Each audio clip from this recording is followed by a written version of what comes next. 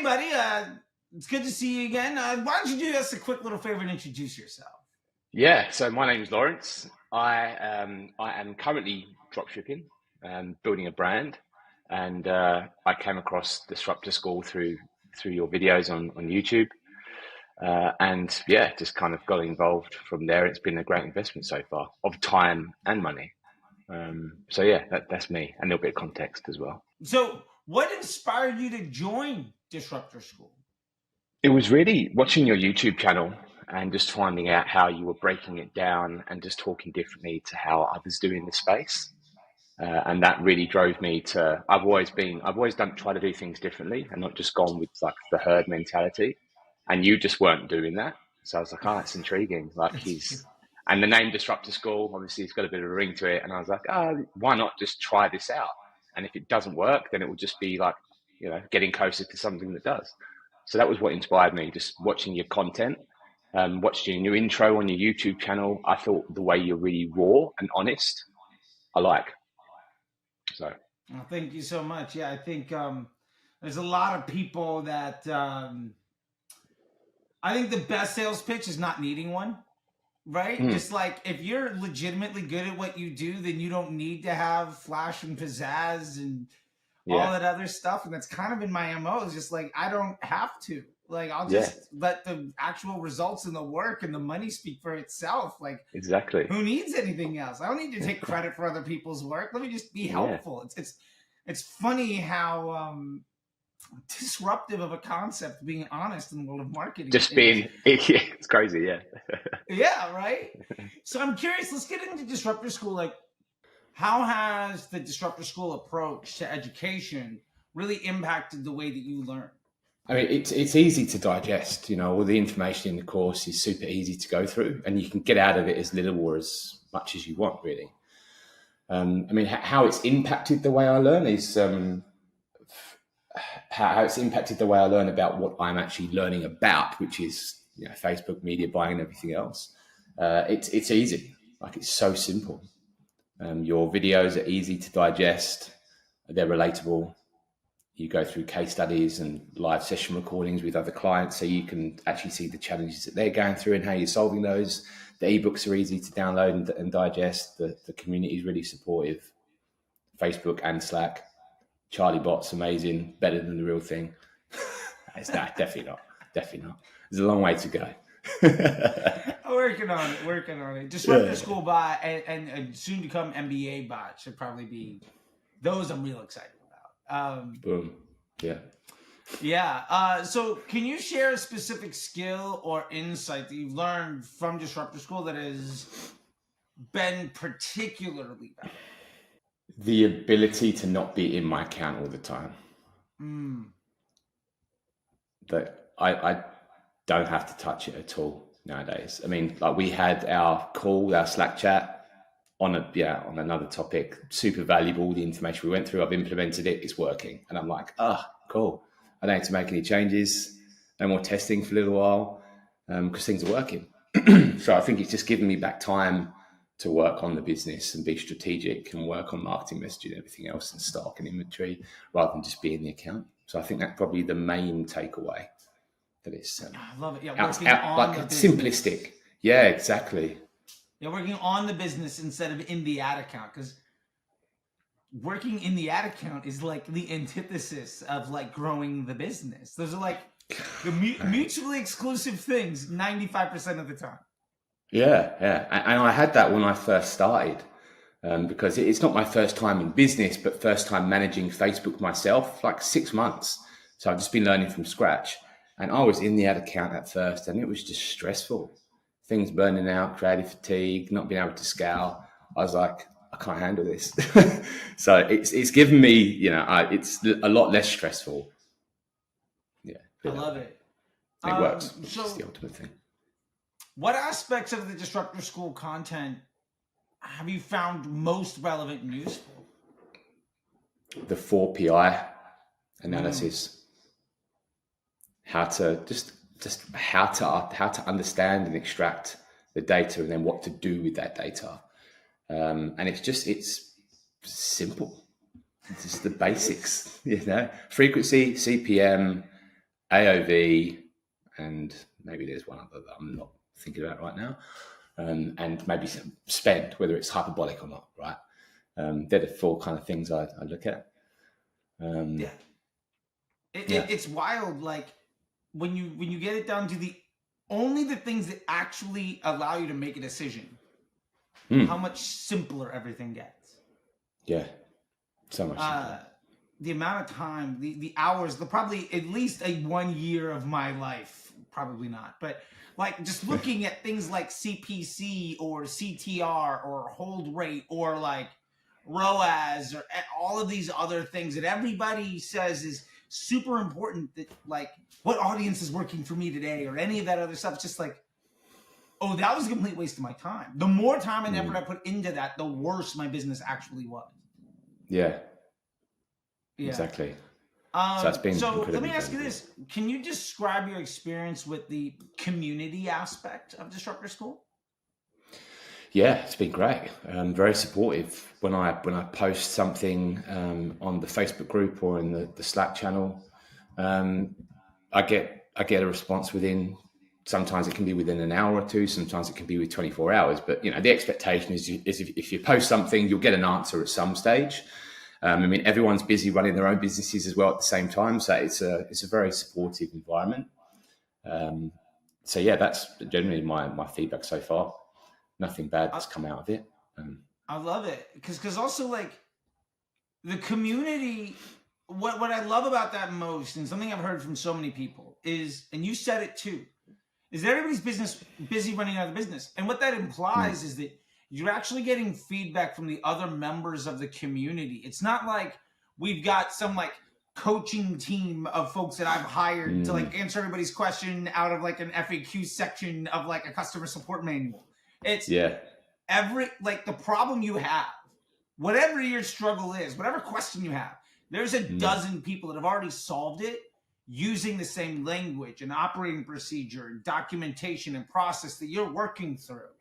So it's like when you face a struggle, somebody can point to like the part on the recipe that like, oh, it was this part, like you have to fold in the cheese or whatever. Like it's specifically step 5, this is the thing. And then you do it and like, oh, that works. And it works the same for everybody, which is, I took years to get to, but like, I think is one of the most valuable parts of it. I think, to be honest, like I might be one of the least valuable parts outside of the Friday classes because of what you all are doing for each other. Like I just, it at some point it took a life of its own. And as the person just kind of here, like I see so many people, that's like their biggest takeaway, the things that they love the most. That's kind of like what you've seen too. Yeah, 100%. I mean, that's what you invest in, right? You want that community support and the ability to bounce off other people who are having the same challenges. Because if they're just, like you say, if it's just a coach, just going through ticking boxes, there's no value in that. So yeah, that's been good.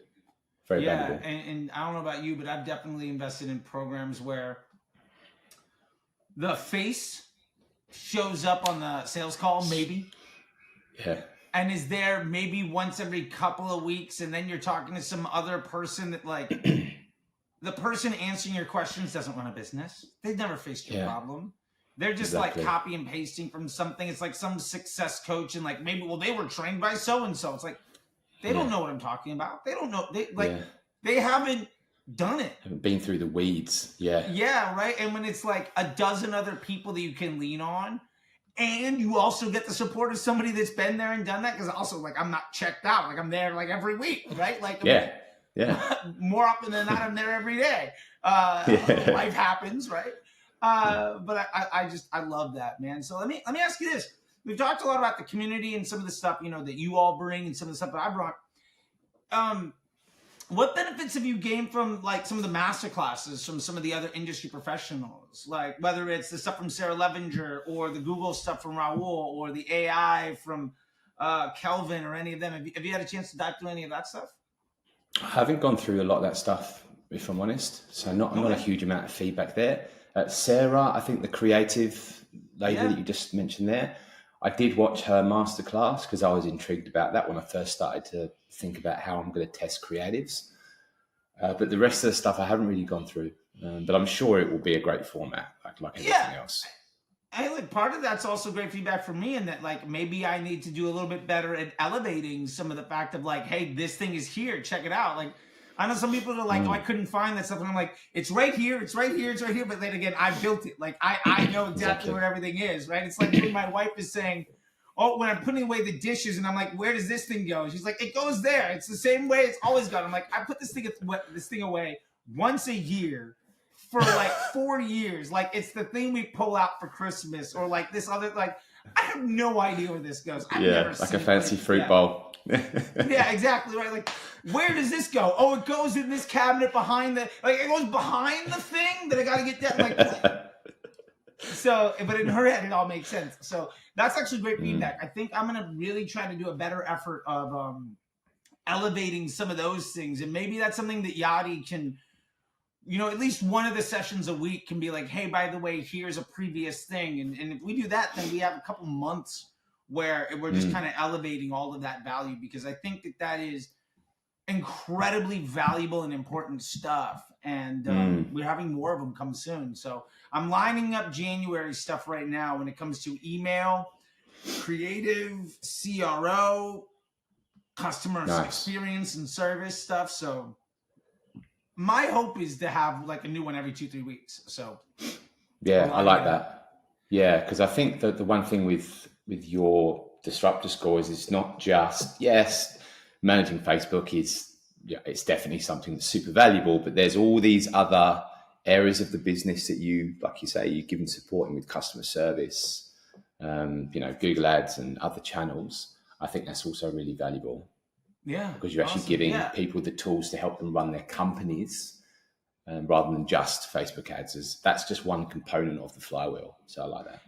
Yeah, because like I'm a big believer in, like, I used to be the person that measured my self-worth on how good I can make the Facebook ads. And to be fair, I think that probably defines 85-90% of the people that I see on YouTube or Twitter or wherever else, you know, that have their Discord channels or selling their programs or running agencies. Like they're saying, I'm good because of what I can do on Facebook.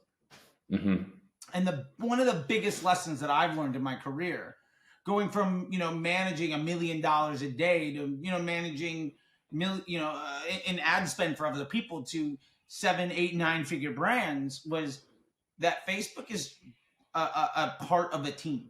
Right. And like, really, I think you could define your value in how good you are at running Facebook and making it look, or how good you can be as a team member of using Facebook to make everybody else on the team stronger. And at the end of the day, I think Facebook's job is to give everybody else more opportunity, because it's probably one of the least efficient marketing channels, and the thing that makes the smallest amount of difference after the click. It can't do anything. So like using it to make email better and search better and landing pages and offer construction and customer journeys and Amazon, like your value as a Facebook marketer is how much information and opportunity can you give to everybody else. And I think when you're trying to run a business, once you see Facebook as the tip of the spear to this entire rest of what you do, you start to invest your time and energy on the things that actually make a really big difference. Because as the Facebook guy, I'll be the first one to tell you that it doesn't. Facebook isn't the thing that's going to make or break your business. And if it is the thing that's going to make or break your business, it's probably because you don't have a good business. You need to get the other things in line. Like, I think that's the hard truth I see a lot of people say, is like, if your Facebook ads suck and your business goes out of business, it's because you didn't have a good business to begin with. And that's where you should be focusing on. So I'm part of Disruptor School is incorporating how all of those other things interconnect, and how you can really build that the appreciation for the entire suite of disciplines that are necessary to be successful. Because you can only be a salesman for so long. Yeah, exactly. I think that's probably a key takeaway from your business model is your commercial acumen, the way you talk about business, you know, not just the 4PI analysis, but your the PSM spreadsheet, and understanding that. It's just good business acumen. and just understanding how to actually scale a company rather than just run media buying. So I really like that. Yeah, well, thank you so much. And like, it comes from many, many years of being wrong and passionate about it in boardrooms where everybody else in the room knew I was being an idiot. But it took me failure at scale to get there, right? I can and imagine. I think the only reason I was able to do that was from being a touring musician for like a decade before that, where you just fail on stage constantly every single night until you get good enough for people to not throw things at you, and eventually you get paid. Like there's a life skill you get from that. I'm curious, in what ways has Disruptor School helped your business and your career and your personal development goals? And like, what impact has it had on the bottom line of your day to day? What impact has it had? I think it's just projectable. Is really the only thing I can think of. It's consistent. It's reliable. It's like a member of staff that you hire, and you know you don't have to look over their shoulder. They're just going to consistently perform. You can forecast cash projections, cash flow projections, and go, oh, this is going to get better over time. That's kind of I'd say the main thing. Like it's, help reduce stress. It's enabled me to work on the business instead of in it, like the standard stuff. But I think ultimately it seems to be a lot more projectable. Like I know it's going in a one-way trajectory, which is typically improving. There's no risk of creative fatigue. I know it's not going to bomb. There's no risk in that. It's not as up and down. So I hope that's awesome. Like what I'm curious, just if you don't mind sharing, like what has the results of your business looked like since coming in? Either maybe it stayed the same, but you're working 10 times less, or it's gotten 1% better. Like what does that look like for you? It's just started to become profitable instead of losing money. Because I took the dive into this 7 months ago to just basically come out of agency world, which I've been doing for years, and just wanted to take the plunge into e-com. And it was a really challenging journey, like as things always are. If anyone expects for things to be peaches and cream at the start, it's not realistic. So I knew that things were going to be a bit tough, but just losing money constantly on Facebook advertising and everything else. And I was like, God, I can't sustain this for much longer. So it's just enabled me to become profitable and consistently. Yeah, I love it. So let me ask you just one last question, man. What would you say to somebody considering joining Disruptor School or the Facebook Ads MBA program? Just somebody that's like, I don't know if this is legit. I don't know if it's for me. There's a million people out there. This guy sounds different. He looks different. Like this is all like, what would you say to somebody on the outside looking in? Do it. Just make the move. Seriously. Like, why mess about? Like, if you try something, it doesn't work out, great. But the only way this won't work is if you don't actually want it to work. All the information is here in this course for you to get what you want and need out of it. But it's about the effort you want to put in as well. I love that. I mean, that's about as simple as it gets, right? And like, I think part of the beauty of this too is like, if you're not happy, you can bail at any time. It's not like you've dropped in $50,000 for an annual contract. It's like, oh, I'm unhappy. Like, oh, okay, see you later. Yeah. Oh, I'm happy. Yeah. Great. See you next month, next week. Yeah. See you on Friday for the chat. Like, there's no like contracts. There's no commitment. It's you get what you put in. I think that's at least my hope. And I tried to design it that way so that the people that are around are happy. And if it's not working out for you, I hope you find something that does. Yeah. And I think the the perception out there, and that was the perception I had before kind of coming on board, is you always think, it's just the same stuff. It's another one of these Facebook gurus talking about how they can increase results and get you this and yada yada yada. And it's hard because that people do generally paint you with the same brush as they do everyone else. So it's maybe another thing to say to someone thinking about moving in is like, what's the loss? What's the cost of the lost opportunity by not making this decision? If you're losing money and you can't get things to go better, then what's the risk? you just keep losing money, or you make the move and you try this for a month, and if you don't like it, then you go. Yeah, and I hope that the cost of 1 month of being in disruptor school is less than the cost of not doing anything. So you might as well try. Yeah, exactly. Yeah, exactly. I love it, man. And hey, look, it worked for you, so that's good, right? If it's one guy, then like we're good. I mean, you're one of many, but yeah, I love it. Well, man, I appreciate it, and thank you so much. And I'll see you on Friday, probably on Slack chat. You show up. I do love your questions, and I think everybody benefits from everybody else asking the questions. There's so many times people are like, even if they don't show up for the call, when they look back the next week or next month, or they have a question and they can search and find that, oh, 3 other people I asked that question and they got 3 different responses that are between 5 and 35 minutes long. Like, they get the answers they need in a way that lets them take action today and feel good about it. And so keep them coming, man. Like, I really appreciate seeing you on those calls. You know me, dude. I don't shy away from a question. I do love it. All right, buddy. I'll talk to you later.